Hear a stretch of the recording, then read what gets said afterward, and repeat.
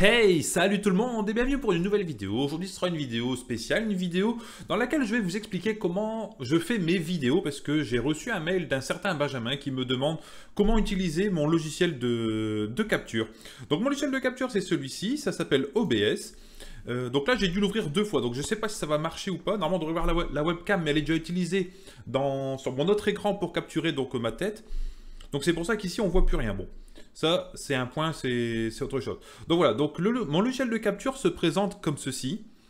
Et donc je vais vous expliquer donc comment ça marche. Donc avant toute chose, il va falloir le télécharger et puis l'installer. Donc il faut vous rendre sur internet, sur le site de Open Broadcaster Software. Donc vous avez l'adresse ici, je le mettrai sûrement dans la description également. Donc vous arrivez sur cette page et donc vous avez deux versions.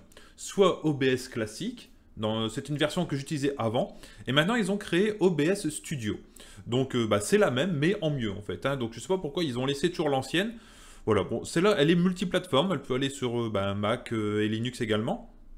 Donc il suffit de cliquer ici, vous téléchargez, vous avez une description un petit peu en dessous. Et donc du coup, après, vous l'installez et vous vous retrouvez avec cette interface ici.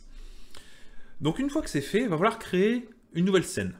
Mais avant toute chose, ouais, c'est ça que je voulais commencer, et je crois que je me trompe, je vais vous montrer donc par les options en fait, on va paramétrer les options. Donc on va cliquer ici sur paramètres, pour aller dans les options, et donc bien sûr on va mettre en français si c'est pas déjà fait, le thème on s'en fiche, tout ça on s'en fiche également. Au niveau du flux, donc le flux ça sert à quoi? Le flux ça sert pour si vous faites des vidéos sur internet, comme pour faire des live streams par exemple. Parce que je viens de me rendre compte que je viens de dire que des vidéos sur internet c'est ce que je fais également, mais là c'est pour faire du direct. Donc pour faire du direct, vous pouvez choisir donc différentes plateformes. Donc moi c'est déjà paramétré sur YouTube parce que c'est ce que je faisais. Pour ceux qui veulent faire sur Twitch, ça marche également. Et donc du coup vous sélectionnez donc quel service vous voulez faire. Ici, sur YouTube, par exemple, il faut laisser le serveur primaire, hein, il n'y a pas besoin de changer. Et ensuite, quand vous allez créer votre live sur YouTube, il va vous donner une clé qu'il va falloir rentrer ici. Et donc elle sera différente à chaque fois, hein, sur YouTube en tout cas. Vous pouvez afficher la clé en appuyant ici, et pour vérifier si vous avez bien tapé ou si vous avez bien fait un copier-coller, etc. Donc ça, c'est pour les paramètres de streaming. Ensuite, il va falloir paramétrer la qualité de la vidéo, le son, etc. Donc on va aller sur Sortie, l'onglet Sortie. Donc on retrouve plusieurs onglets ici, l'onglet Streaming, l'onglet Enregistrement et Audio. Donc dans Streaming, bien sûr, ça va correspondre aux options en rapport avec la diffusion sur Internet en direct. Donc vous pouvez choisir le nombre de pistes audio. Bon, j'ai jamais essayé. Moi, une piste audio, c'est suffisant. De toute façon, je suis seul à parler. Vous devez choisir votre encodeur. Moi, j'ai choisi le X264. L'autre, c'est 264 aussi. Donc, je ne connaissais pas trop la différence, mais bon. Avec le X264, ça fonctionne bien. Ensuite, très important, la mise à l'échelle. Donc moi, je suis obligé de le mettre. Comme vous voyez ici, j'ai dû cocher et choisir 640 par 360. Tout simplement parce que j'ai pas un débit suffisamment élevé pour pouvoir diffuser dans une résolution plus grande. Je ne peux pas diffuser en HD tout ça parce que ma connexion, elle est un peu en bois. Par contre, il va falloir faire des tests. Ou après, sur YouTube, il va vous donner également des conseils. En fonction de votre débit, il va vous dire quelle résolution vous pouvez faire. Donc vous avez le choix entre tout ça, hein, jusqu'à de la HD en 1080p. Bon, ça, il faudra vraiment de la fibre optique pour pouvoir faire ça. Et ensuite, le débit qui sera lié également à la résolution. Donc moi, je ne peux pas faire un débit de plus de 800. Donc c'est 800 kilobits par seconde. Donc c'est des bits, il va falloir convertir en unités qu'on connaît un peu mieux, quoi. Quand on envoie un fichier, par exemple quand j'envoie ma vidéo sur internet, je crois que j'envoie un truc du genre 100 kilos par seconde. Donc c'est vraiment très faible, c'est 100 ou 120, un truc comme ça. Et donc du coup, quand on fait un rapport, on va tomber sur 800. Faut se laisser une petite marge en dessous parce que sinon on va saturer la ligne et puis ça va plus marcher, vous allez plus recevoir les commentaires, etc. Donc il faut mettre légèrement en dessous. Donc bien sûr, plus vous avez une grosse connexion et plus vous pouvez augmenter le débit. Donc le débit sera la qualité de la vidéo, à savoir si ça bouge rapidement, est-ce que ça va pixeliser ou pas.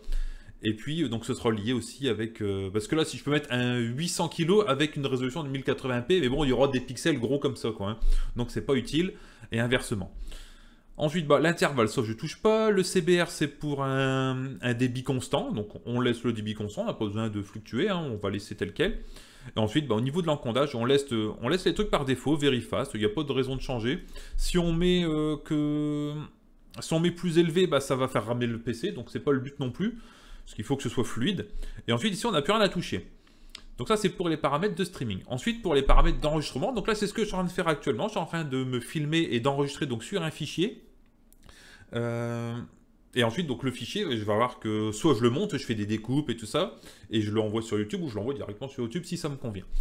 Donc au niveau de l'enregistrement, on va rester sur standard, il n'y a pas besoin de changer. Vous mettez l'endroit où vous voulez que ce soit sauvegardé. On s'en fiche. Le format de fichier, on va laisser du MP4 parce que YouTube aime bien le MP4. Hein. Vous voyez, vous pouvez mettre plusieurs formats différents. Vous pouvez faire autre chose également. Nombre de pistes audio, pareil, on choisit. L'encodeur, un petit peu pareil que pour le streaming. Donc toujours le X264. Hein. On a le choix entre plusieurs paramètres. La mise à l'échelle, ça, je ne l'ai pas fait. Parce que vous allez voir, je l'ai fait dans un autre onglet. Hein. Donc on le verra un petit peu après. Donc ça, il n'y a pas besoin de le définir. Et ensuite, le point qui est extrêmement important, c'est le débit. De toute façon, à chaque fois, c'est le débit. Donc là, comme je suis en enregistrement en local, j'ai mis un débit plus élevé, forcément. Parce que mon disque dur peut enregistrer rapidement, et puis il faut que la qualité soit bonne. Parce que là, je filme en 1080p. Donc du coup, j'ai mis un débit à 6000. Donc 6000, je trouve c'est un assez bon compromis. Hein. Quand on fait... Bon, moi, je fais des vidéos de jeux. Quand on fait des vidéos sur des jeux qui bougent pas trop ou que les couleurs sont assez simples comme dans Prison Architect, il n'y a pas de gros dégradés, 6000 ça va encore.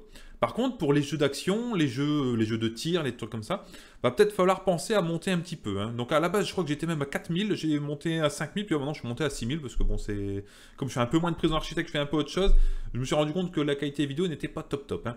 Donc on augmente un petit peu à 6000, voire jusque 8000, pourquoi pas. Mais bon, plus on va mettre ce chiffre élevé, plus la qualité de la vidéo sera bonne, mais en contrepartie, plus le fichier sera gros également.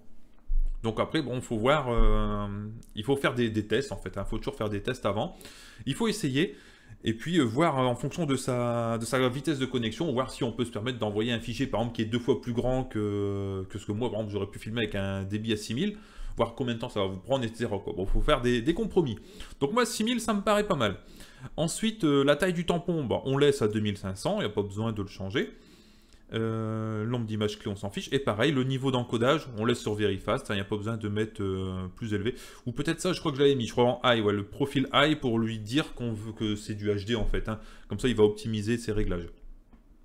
Voilà, ensuite on va passer à l'onglet audio. Donc dans l'onglet audio, on retrouve donc les 4 pistes audio, donc nous on ne se sert que de la première. Et à chaque fois, il va falloir définir le débit. Donc pour un débit sur internet, 160 ça me paraît pas mal. Hein. Après, plus on va dans les petits, et plus le son sera compressé, et plus j'aurai une voix de robot, et plus ce sera dégradé, etc. Et inversement. Mais bon, je pense, de toute façon, sur YouTube, quand on télécharge une vidéo, je ne sais pas si vous l'avez sûrement déjà fait, je pense même que le son est en 128. Hein. Bon, je peux dire une bêtise, mais il me semble que c'est ça. Donc 160, ça me paraît pas mal. On donne à YouTube un son qui est de meilleure qualité, et lui, il le compresse encore un petit peu de son côté. Comme ça, on garde quand même un petit peu notre qualité. Voilà, donc là, c'est pour le débit. Ensuite, on va aller dans l'onglet audio. Donc là, dans l'onglet audio, il va falloir paramétrer. Ici, en fait, ce qu'on va voir ici, dans la table de mixage. Donc, la fréquence d'échantillonnage, il faut laisser 44100. Ça, c'est comme d'habitude. Le son en stéréo. Bon, même si moi, j'ai mon micro qui est en mono, dans certains jeux, on va avoir le son stéréo, donc ça peut faire pas mal. Et ensuite, ici, on peut définir jusqu'à 6 sources audio. Donc là, c'est laissé par défaut. Donc quand vous cliquez, vous allez retrouver donc, tout ce qui est branché sur votre ordinateur. Hein. Donc ça, c'est un truc virtuel. Il faudrait que je l'enlève, je ne sais pas l'enlever. Ça, c'est ma carte son. Ça, c'est une autre sortie sur ma carte son, une sortie numérique. Et ensuite, ici, c'est mon casque que j'utilise pas dans cette vidéo. C'est le casque que j'ai. Donc je peux envoyer le son directement dessus. Donc ça, c'est pour la sortie. Non, en fait, non, c'est une sortie audio, mais en fait, c'est pour capturer la sortie. Voilà. Donc, ça veut dire, si je dis que je veux capturer le son sur mon Triton, ça veut dire qu'il faudra que j'aille paramétrer le son ici dans Windows, en fait. Il va falloir que je dise ici que je veux que mon son il sorte sur mon Triton. Hop, il faut que je clique par défaut. Sinon, ça ne marche pas. Là, le son, il sort sur mon écran. Donc, parce que Asus, ici, c'est mon écran. Donc, ici, il va falloir que je dise, par exemple, que je veux capturer sur mon écran. Comme ça, il va prendre le son qu'il y a dessus. Bon, ici, par défaut, apparemment, ça marche bien quand même. Hein. Donc après, on peut définir plusieurs sorties, et plus on va rajouter de sorties, plus il y aura des choses ici dans la table de mixage. Et ensuite, ici, les 3 derniers, c'est par rapport au micro ou prise auxiliaire, etc. Donc là, également, c'est par défaut. Soit on le définit directement dans Windows. Par exemple, si donc j'ai mon micro, j'ai mon micro dans lequel je parle. J'ai un micro virtuel et j'ai le micro de la caméra. Donc pareil, si je veux changer, je choisis, je fais par défaut et hop, ça change. Bon, moi, je reste sur mon micro là parce qu'il est bien. Et ici, donc du coup, par défaut, donc ça prend le réglage par défaut, ou sinon, je peux aussi forcer les choses. Mon micro, je prends mon micro Honor, mon micro Triton, donc pareil, c'est un casque micro, donc si je mets le micro dessus, je peux capturer le son également dessus, de quand je parle. Le micro de la caméra, etc. Et après, donc si je veux mettre plusieurs sources de micro, par exemple, il suffira que je clique, hop, je choisis une autre entrée, et ça va se rajouter ici en dessous. Voilà, donc ça c'est ça. Et ensuite ici en dessous, au fur et à mesure qu'on rajoute des choses, ici ça va se rajouter également. Donc on peut voir par exemple pour la webcam que je peux activer la fonction push to mute ou push to talk. Ça veut dire j'appuie sur un bouton pour mettre en mute le micro, c'est-à-dire pour couper le son, ou inversement push to talk, c'est-à-dire j'appuie pour parler. C'est comme dans certains jeux. Moi je veux que le micro reste ouvert, comme ça j'ai pas besoin d'appuyer sur une touche, sinon bah, je laisserai mon doigt dessus. Donc je laisse comme ça. Pareil, donc pour chaque entrée capturée. On peut rajouter un délai si jamais il y a une désynchronisation, mais bon, moi, pour l'instant, ça marche bien. Donc, je n'ai pas besoin de toucher à ça. Ensuite, le réglage dans la vidéo. Donc, c'est ici que je définis la résolution de ma vidéo. Donc, j'ai mis du 1080p. Hop, il suffit de choisir... le canvas. Ouais, donc ça, c'est derrière, en fait, c'est l'écran ici derrière. Enfin, dans le logiciel, en fait, donc 1080p. En fait, il vaut mieux mettre les deux mêmes valeurs, sinon ça ne sert à rien. Et la résolution de sortie de mise à l'échelle, donc là on capture en 1080p, et ensuite admettons si je veux faire du 720p, il suffit que je descende ici le réglage, et le logiciel en capturant, il va capturer du 1080p, et quand il va créer le fichier, hop, il va réduire à 720p par exemple. Donc bon, on peut faire du 1080p. On a le filtrage de redimensionnement, bon, bicubique faut laisser tel quel. Et ensuite, autre valeur importante, c'est le nombre d'images par seconde. Moi je filme en 30 images par seconde. L'œil humain, comme vous le savez, à partir de 25 images par seconde, il ne voit plus la différence. Donc 25, 30, c'est bien en fait en fonction de ce que vous faites. Et après, forcément, plus il y a d'images, plus dans un mouvement rapide, plus ce sera détaillé. Donc dans certains jeux, c'est peut-être utile de mettre à 60 images par seconde. Mais attention, entre 30 et 60 images par seconde, il y a un coefficient de 2, parce que 30 x 2, ça fait à peu près 60. Et donc du coup, la vidéo sera forcément plus grande, puisqu'il y a plus d'images à l'intérieur. Bon. Pareil, c'est des tests à faire, des réglages, donc c'est à vous de voir. Ensuite, pour pouvoir commander notre logiciel de capture directement dans notre jeu ou dans ce qu'on est en train de filmer, on aura accès à des raccourcis clavier. Donc les raccourcis clavier, il faudra peut-être en revenir un petit peu plus tard, mais là, je vais vous expliquer rapidement. Ici en bas, sur l'écran derrière, j'ai mes scènes. J'ai la scène qui s'appelle logo et la scène qui s'appelle scène. Donc le logo, c'est quand je mets mon logo au début, par exemple, et la scène, c'est ce que je veux montrer, par exemple. Ou après, je pourrais faire un autre écran facecam pour mettre la webcam en plein écran, par exemple, etc. Donc ici, j'ai différents paramètres. On voit déjà les paramètres de base. Pour démarrer l'enregistrement ou pour couper l'enregistrement, j'ai F9 et F10. J'appuie dessus, ça démarre, et j'appuie sur le bouton, ça s'arrête. À vérifier aussi, parce que dans certains jeux, ces touches-là ne fonctionnent pas, parce qu'ils capturent toutes les touches, et le jeu en fait bloque, et OBS ne peut pas capturer ce qu'on appuie, et puis du coup ça marche pas. Donc il faut aller cliquer physiquement sur le bouton. Donc des fois ça peut être chiant, à vérifier. Ensuite, pour chaque scène, on peut définir un raccourci clavier également. Donc par exemple, je sais pas, mais par contre, ça va peut-être pas bien marcher, c'est pas grave. Je vais prendre des touches au hasard. Moi, d'habitude, c'est F1, F2, F3, F4, etc. Mais, et voilà. Donc là, si je le fais, par contre, le logiciel ici qui est là, qui me capture, peut-être il va le prendre en compte et ça va changer. Donc, je vais pas trop toucher. On va définir avec d'autres touches. Donc, pour passer de la scène logo, par exemple, ici, je vais dire que, que pour afficher la scène logo, hop, ce sera la touche A. Donc, quand j'appuie sur A, ça va passer sur cette scène-là. Pour passer à la scène, pareil, je vais dire, je vais mettre la touche Z. Comme ça, je pourrais commuter. Ensuite, pour l'audio, j'ai également des raccourcis clavier. Donc, je peux rendre muet certaines choses. Ou après, je peux définir la touche pour appuyer pour parler, par exemple. Si je mets E, donc il faudra que j'appuie sur E pour parler, sinon ça ne marchera pas. etc. Donc là, on peut définir toutes les touches du clavier. Donc en fonction du jeu ou de ce que vous allez faire, il faut choisir certaines touches ou d'autres, etc. Donc à voir. Donc là, par exemple, je vous montrer que A et Z. Ici, si je valide, tac. Si j'appuie sur A, donc je mets le focus sur ici, par exemple. J'appuie sur A, hop, on passe sur la scène logo. J'appuie sur Z, on passe à la scène qui s'appelle scène. Donc voilà. Je vais effacer tout de suite, sinon ça va bugger avec le reste. Ah ouais, merde. Hop. Et ensuite, ici, dans les options avancées, je crois qu'on n'a rien à toucher, il faut laisser tel quel. J'avais changé d'ailleurs, ouais, j'avais pris OpenGL pour tester un petit peu. Mais en direct 3D11 ou en OpenGL, bah, vous prenez ce que vous voulez, vous faites des tests, vous voyez si ça marche pas, etc. Les formats de couleurs, pareil, ça j'ai laissé tel quel, j'ai pas touché.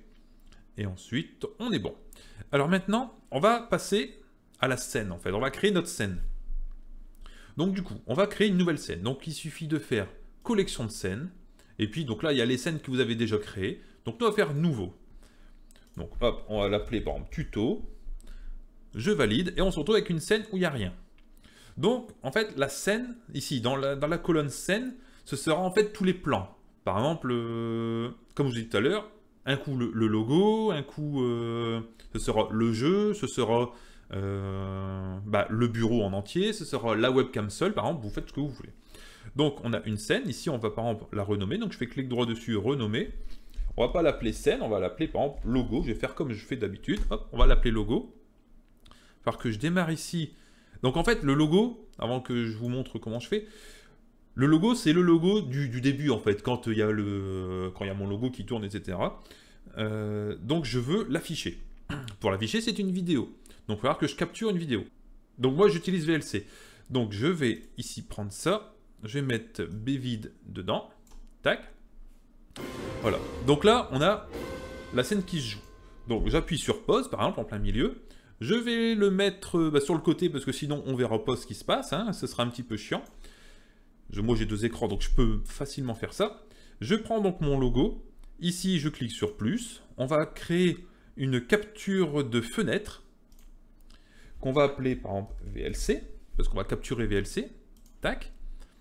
Et donc du coup, c'est pas parce que j'ai appelé VLC qu'il capture directement VLC en fait. Hein. Il prend ce qui est le programme qui est juste derrière. En fait, j'avais mon logiciel ici OBS qui est en premier plan et derrière j'ai VLC qui est là. En fait, c'est dans l'ordre des choses qu'on a lancées. Hein.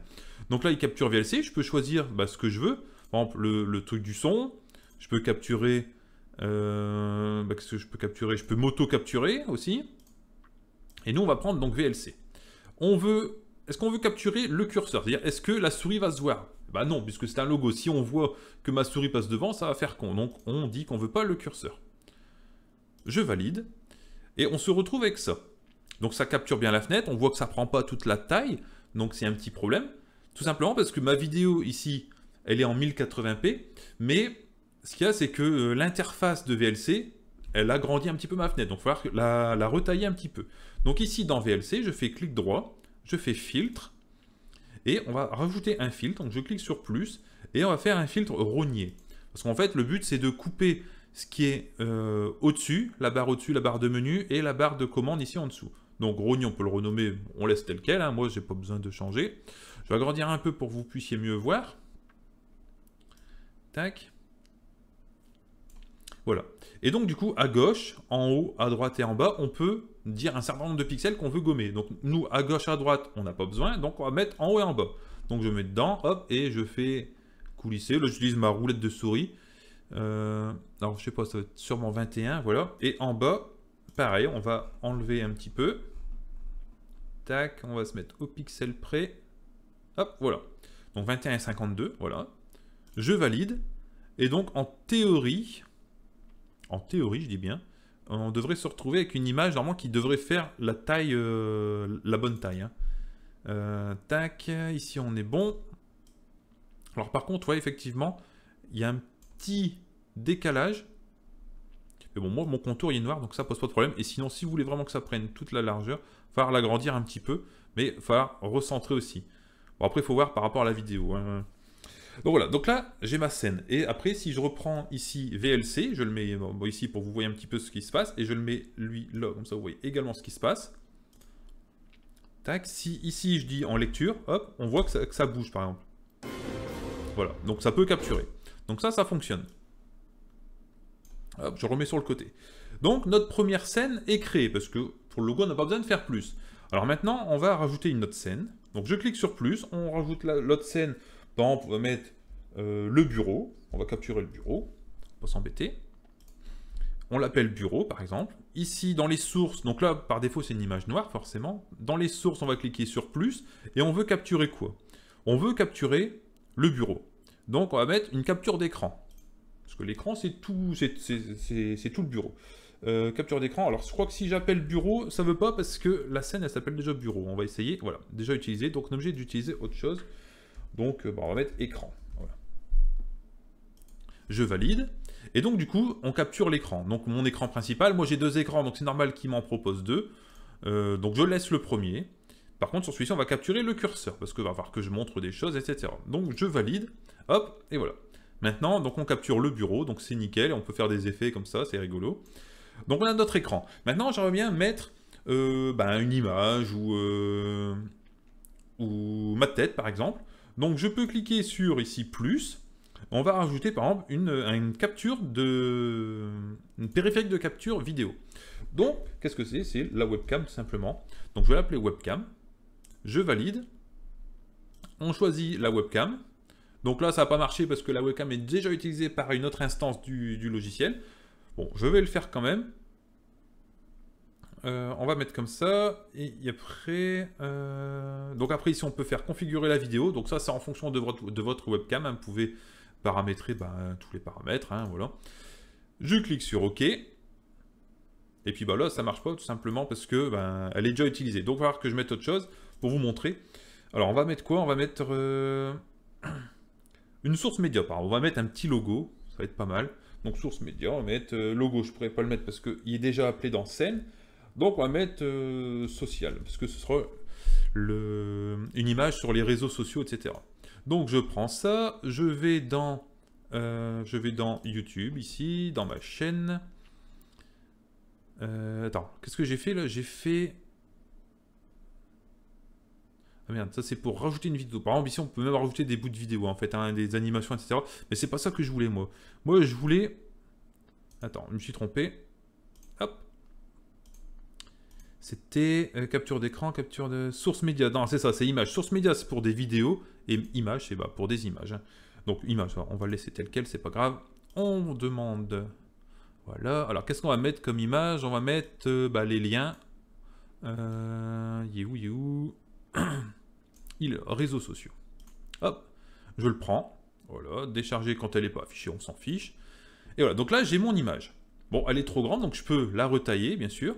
Donc, elle va garder ses proportions. Et ensuite, je le déplace où je veux sur l'écran. Et puis, ça sera capturé de cette manière.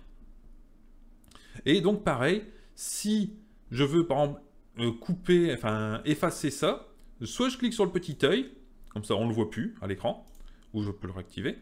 Pareil avec l'écran, avec n'importe quoi. Ou après, je peux paramétrer donc, un raccourci clavier. Donc, je retourne, donc je le mets, je retourne dans les raccourcis clavier ici. On est... ici dans la bonne scène, hein. Donc dans bureau, on voit bien que je peux afficher écran, afficher webcam, afficher image. Donc pour afficher image, par exemple, je vais mettre plus, et pour la cacher, je vais mettre moins. Je valide, et là, comme ça, quand je parle, blablabla, hop, je veux le cacher, j'appuie sur moins, je veux l'afficher, j'appuie sur plus, tout simplement. Et ici, donc dans source, une chose que j'ai pas dite, plus le truc est en première position, et plus il sera devant, en fait. Ça marche comme des calques vus par-dessus, comme dans Photoshop, par exemple. Et donc, par exemple, si image, je fais ordonner et déplacer tout en bas, hop, il ne se voit plus, même si il est visible ou pas visible. Tout simplement parce qu'il est caché par l'écran. Webcam, on s'en fiche, on la voit pas, on la laisse cacher. Et par contre, si je coupe écran, on voit l'image. Donc ça, c'est un truc qu'il faut comprendre également. Hop, on le remet en haut, par exemple. Ensuite, qu'est-ce que je peux vous montrer? Ici, sur la... On va faire colonne par colonne. Ici, dans la table de mixage. Donc, dans la table de mixage, ici, donc j'ai que la webcam, tout simplement parce que j'ai pas dit d'autres choses. Et puis, c'est peut-être aussi en conflit avec le reste. Mais bon, vous avez votre source de son, en fait. Hein. Il suffira donc de régler en plus ou moins fort, en fonction de ce que vous allez voir.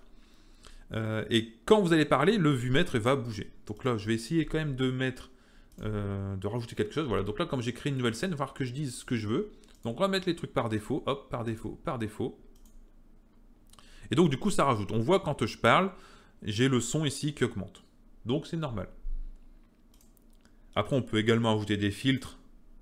Un filtre de gain, c'est-à-dire pour augmenter le son par exemple, et une noise gate pour couper, comment dire, quand il y a des perturbations, quand il y a des trucs comme ça, quoi. Quand le son n'est pas très bon. Voilà. Ensuite, en passant ici sur la droite, ouais, pour revenir vite fait sur la table de mixage, pareil, on peut paramétrer une touche, hein, je l'ai montré tout à l'heure, pour couper le son directement avec le clavier. Hein.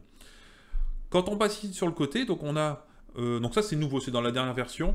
On peut spécifier des effets de transition. Donc par défaut c'est l'effet fondu. Et bon, il n'y a pas grand chose, il y a coupure ou fondu. Donc en fait quand on va changer, regardez ici, là au milieu de l'écran, quand je change, on voit que ça change progressivement en fait. Hein. Hop, voilà, donc ça fait un petit effet de transition, c'est pas mal. Ici on met sur coupure, et ben c'est net, c'est scac, tac, voilà, tac. Voilà. Donc pour le fondu, on a également une durée. En fait, plus on met long, plus c'est long, hein, forcément. Si je mets 1000, par exemple, ça sert en une seconde, hop, ça va changer tout doucement. Et puis, bah, forcément, si on met moins vite, si on met un temps plus faible, ça ira plus vite. Hein. Donc voilà. Ensuite, ici, les petits boutons. Donc on a vu le bouton paramètres pour entrer dans les paramètres. On a le bouton démarrer enregistrement, ça c'est pour créer en local. Donc c'est ce que je suis en train de faire sur l'écran ici à côté. Donc j'ai cliqué dessus. Ou avec votre raccourci clavier que vous aurez défini également. Donc ça crée un fichier en local. Et au-dessus, vous avez commencé le streaming. C'est pour envoyer la vidéo sur YouTube, par exemple, en direct. En sachant que vous pouvez faire également les deux. C'est ce que je faisais quand je faisais des lives. C'est-à-dire, j'envoyais sur YouTube et ensuite je cliquais sur démarrer l'enregistrement pour avoir une copie en 1080p sur mon ordinateur. Donc ça a compressé 2 fois, ça envoyait un flux sur Internet et un flux sur mon disque dur. Donc voilà. Et ensuite, le mode studio, je crois que c'est pour découper vos vidéos, vos scènes, etc. Donc si je rentre dessus, voilà. Bon, j'ai pas trop encore regardé ce mode-là, je vous laisserai découvrir parce que moi, j'ai pas forcément besoin de faire ça. En fait, hein, j'utilise un autre logiciel pour faire mes montages. Mais voilà. Donc j'espère que cette vidéo vous aura plu. Si c'est le cas, n'hésitez pas à me laisser un pouce en l'air, abonnez-vous à la chaîne, partagez également cette vidéo, ce qui m'aidera donc à faire découvrir cette chaîne. Vous allez faire de la pub pour moi en fait. Hein. Et donc j'espère qu'elle vous sera utile et j'espère que pour toi Benjamin qui m'a envoyé donc ce mail, j'espère que tu auras mieux compris le fonctionnement de OBS. Voilà, donc moi sur ce je vais vous laisser, je vous dis à très vite pour de nouvelles aventures. Allez, salut tout le monde!